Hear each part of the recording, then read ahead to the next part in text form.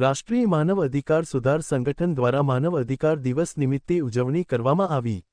આજરોજ રાષ્ટ્રીય માનવ અધિકાર સુધાર સંગઠનની કચ્છ જિલ્લા કાર્યાલય શક્તિનગર શક્તિ શોપિંગ સેન્ટર ખાતે માનવ અધિકાર દિવસ નિમિત્તે રાષ્ટ્રીય એડિશનલ સેક્રેટરી સાદા અજીજભાઈની ઉપસ્થિતિમાં ઉજવણી કાર્યક્રમ રાખવામાં આવેલ હતો।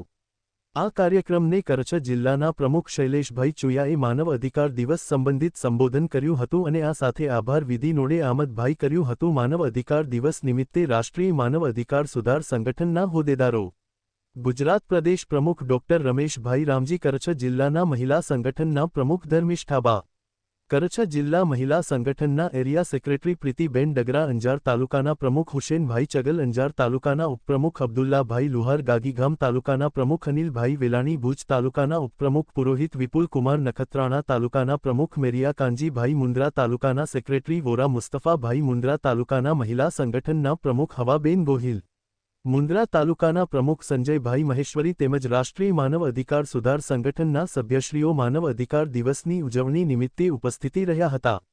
રિપોર્ટ દિનેશ મહેશ્વરી, મુન્દ્રા, કચ્છ।